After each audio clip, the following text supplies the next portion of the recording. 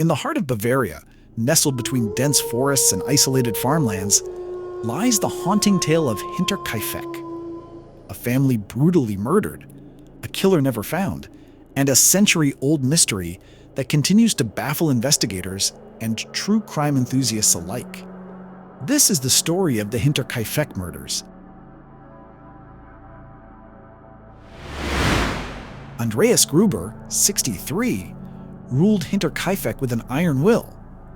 Neighbors whispered that he beat his wife Cecilia, 72, and carried on an incestuous relationship with his widowed daughter Victoria, 35. The paternity of Victoria's 2-year-old son, Joseph, was hot village gossip. Some said the child was Andreas's, others blamed neighbor Lauren Schlittenbauer, who had once proposed marriage only to be rebuffed.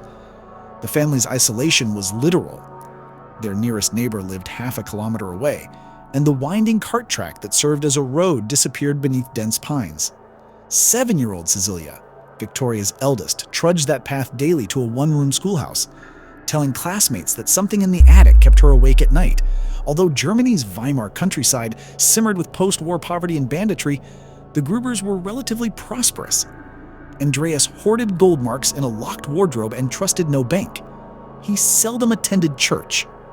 Victoria did, singing alto in the Weidhofen choir. Her voice, parishioners recalled, was beautiful and eternally sad. The farm's newest arrival was Maria Baumgartner, 44, hired as maid on the 31st of March, 1922.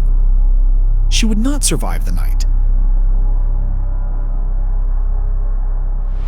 In mid-March, Andreas discovered fresh Münchner Neueste Nachrichten folded on his doorstep. He never subscribed. Then came the attic noises. Heavy boots pacing at midnight, straw rustling, a muffled cough. Armed with a lantern and service pistol from his great war days, Andreas searched the loft and forest edge. He found nothing, only those one-way footprints stamped deep into the thawing snow. The former maid quit after claiming a presence stared at her through keyholes. She warned Maria by letter to refuse the position. Maria, desperate for work, ignored the advice. On the 30th of March, a locking mechanism on the tool shed malfunctioned as though picked. A set of stable keys vanished. The watchdog that normally barked at strangers cowered beneath the manger, whining at shadows. That same evening, Victoria told a confidant she feared the devil walks on our roof. Her words proved prophetic. Sometime after nightfall, the killer executed a chilling plan. Investigators believe a noise, perhaps the cattle lowing, drew Andreas to the barn. The assailant struck his skull with the sharpened edge of a mattock, caving bone and exposing brain matter. One by one, Cecilia Sr., Victoria, and little Cecilia followed, lured by the commotion. Forensic sketches show star-shaped fractures and parallel chop wounds, indicating the murderer paused between blows to drag each body into a blood-soaked heap, covering the carnage with hay. Back inside, Maria was unpacking her trunk in the maid's chamber when death found her. Struck once above the eye.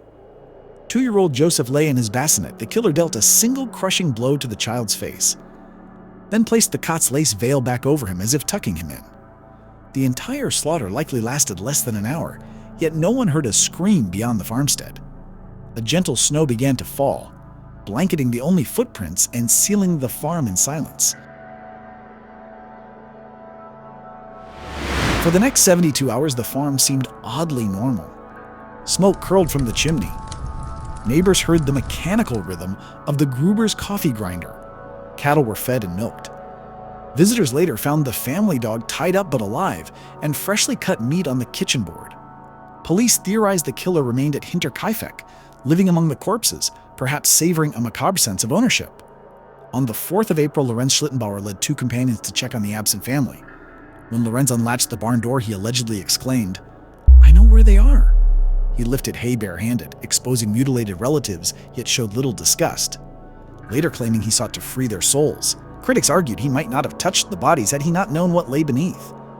Investigators collected fingerprints, but 1920s forensics could do little.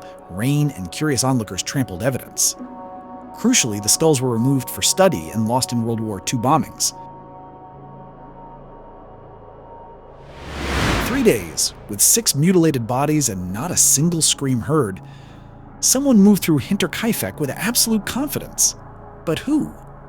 Before we weigh motives and bloodstains, let's place our prime suspects under the lantern's glare. First, Lorenz Schlittenbauer, the widower next door. Friend? Rival? Perhaps father of little Josef. Second, Karl Gabriel, Victoria's husband, declared dead in the Great War. Yet whispers claim he slipped home wearing another man's dog tags. Third, the faceless stranger from the woods, one of countless vagrants haunting post-war Bavaria, handy with livestock and hungry for easy marks. And finally, the darker possibility, an avenger inside the family, driven by shame, greed, or something no court could name. Now that the players are on stage, let's dissect each one, alibi by alibi, wound by wound, and see whose shadow best fits those one-way footprints. Lorenz Schlittenbauer. A widower and father of three, Lorenz paid child support for Josef until courts dismissed the claim. He possessed intimate knowledge of the farm layout and a key lost days before the murders. When reenacting the crime for police, he moved effortlessly through locked doors. Yet no blood-stained clothing was ever found, and his alibi, caring for newborn calves, remained unshaken. Karl Gabriel theory. Some villagers believed Victoria's presumed dead husband, Karl, killed his family in revenge after deserting the front lines of World War I. But war records list Karl among the missing at Verdun, and no trace of him surfaced despite post-war population registries. Stranger in the woods. Post-war Bavaria teemed with drifters, bandit gangs often sheltered in forests around Schrobenhausen. Yet valuable coins and jewelry remained untouched, weakening the robbery motive. Moreover, the killer demonstrated animal husbandry skills, milking cows and expertly cleaving pork, traits unlikely for a random vagabond. Cult and incest allegations. Police files mention incest charges filed against Andreas and Victoria in 1915 both served short prison terms. Some theorize revenge killing by a disgusted relative or priest. Another angle posits ritual symbolism, bodies stacked in a cross shape, hay as burial shroud, barn as sacrificial stage. No evidence, however, corroborates a cult connection. The farm was razed in 1923. During demolition, workers found the blood-encrusted mattock hidden under attic floorboards and a pocket knife lodged in barn straw. Neither weapon yielded fingerprints usable by contemporary standards. The victims' skulls, minus the rest of their remains, were shipped to Munich for clairvoyance, hoping to speak with the dead, a measure of desperation that irritated seasoned detectives. Decades passed. In 2007, the Fürstenfeldbruck Police Academy reopened the file as a teaching exercise, digitizing testimonies and running modern behavioral analyses. Lead investigator Konrad Miller later stated they had a prime suspect, but out of respect for surviving families, withheld the name, hinting at Schlittenbauer yet again. Legally, the statute of limitations, then 30 years, had expired in 1952, forever placing justice beyond reach. Today, a modest memorial cross stands where the farmhouse once loomed, ringed by birch trees that whisper when evening winds pass through, a natural requiem. True crime tourists leave candles and child-sized toys for little Joseph.